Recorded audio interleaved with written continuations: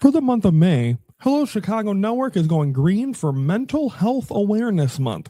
If you need help, get help.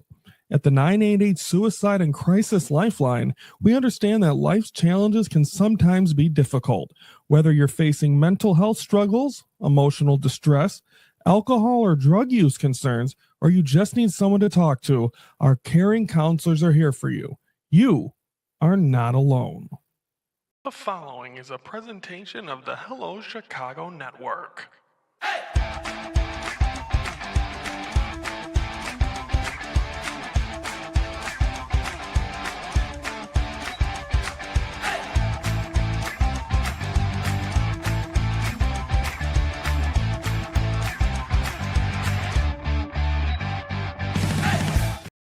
Hello, Chicago Network is on the air. Hello, everybody. I'm Ryan Yanishadis. It's time to focus for this Thursday of May the 14th. Hope everyone's had a great week. Finishing up the week here. We're, of course, in the Cubs corner.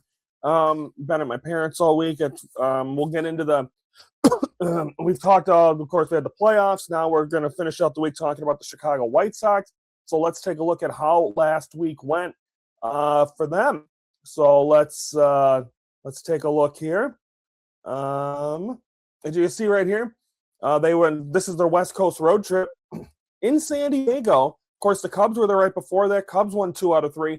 The White Sox go there. They take 2 out of 3. Again, not big news, but Fernando Tatis Jr. unable to really, he still doesn't have a home run as of this recording. So, I mean, he's struggled a lot this year. The Padres offense hasn't been exactly where it is. White Sox took advantage. They do a nice job. They get the series win.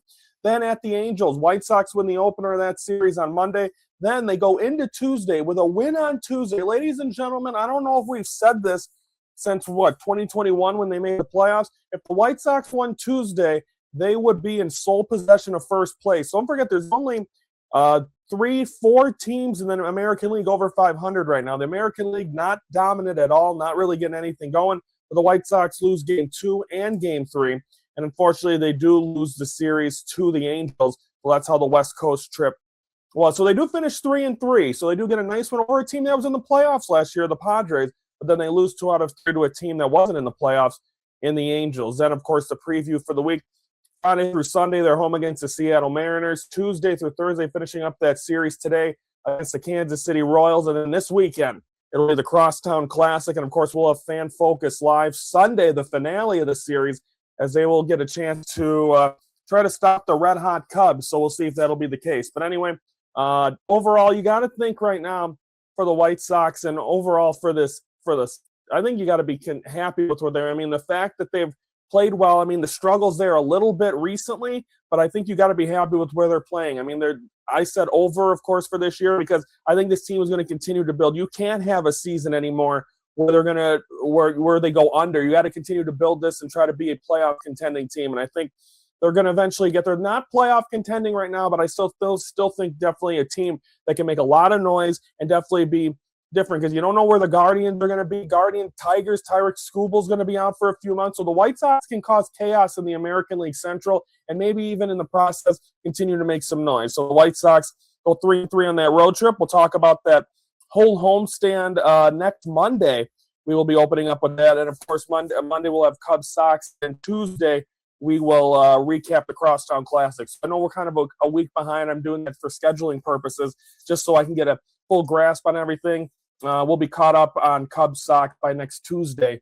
We'll be talking about that. So that is the White Sox to close out the week. It is Mental Health Awareness Month. So we are going green. The graphics green. We don't have the background here. Of course, I'm in the Cubs corner, but usually I do quotes. There's one thing I wanted to. I'm like I said, once a month I come to my parents. I get my hair cut, and then I stay at my parents. Stay in my childhood room. That's actually where I record. I should say childhood, teenage room, adult. So getting a chance to come back here one weekend a month, and started walking outside, trying to get healthier. I'm getting married next April. I'm documenting all that stuff. Anyway, getting a chance to go for a walk, and I get a chance, and I've been walking for a couple of weeks now. It'll be 2 weeks tomorrow, getting back on it. My first weigh-in is actually today. Nonetheless, started at 216. We'll see where I go from there. But anyway, I see I keep getting off track. But But I'm walking outside here for the first time and getting a chance. I mean, my childhood home is just down the street, so getting a chance to see that. Walking around and I had a great childhood, and I know this doesn't apply to everyone. I know a lot of people don't have good childhoods and don't want to relive their childhood. But from a mental health perspective, just being able to see that and walking down to see the park where I used to play baseball. I got rid of the baseball field for a pickleball court. Going down by some of my childhood friends' houses. So getting a chance to see all that. So I don't know if that's ever something that can really help your mental health. At least for me, just going back, reliving, and just thinking about memories and making. And it helps me. So if it does, go back to your childhood town, and if it made you happy, if you had a good one, a good childhood like I did, definitely can help with your mental health. So I highly recommend getting a chance to kind of relive it. And the fact that my family still lives here, I'm in my family or here in southeastern Wisconsin. So definitely helps me a lot. So that is that. Don't forget Sunday, Fan Focus Live to finish things off, as we will be watching Cubs White Sox live. We'll be live at 105, 110, watching the Cubs and the White Sox finale of the series. It'll just be me talking, but it'll still be fun to be able to watch the Sox and Cubs and see how that series goes, and a test for the White Sox, and we'll see what happens. So should be exciting. So everyone have a great weekend. We will be back on Sunday. Of course, we close out every show every Thursday with the best moments. So we're going to continue to do that as I'll be back in the home studio starting for next week, and a lot of stuff to catch up with next week as well. So I'm Ryan Yanushad. Don't forget to like the video, subscribe to the Hello Chicago Network YouTube channel, because every Monday through Thursday we are focusing on Chicago sports or sports in general, we're unfocused. I'm Ryan Yanushad from the Hello Chicago Network, where the focus of Chicago sports.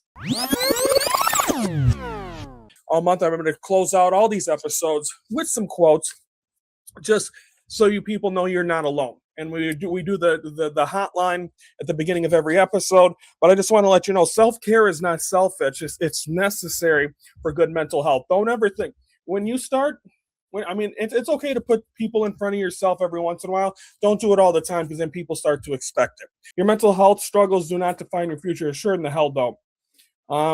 Every day, and I think I brought this up on the show, that Craig Carton, I'm a big fan of, went to prison for a Ponzi scheme and all this other stuff. And he said, you're not judged. You shouldn't be judged on your best day. You shouldn't be judged on your worst day.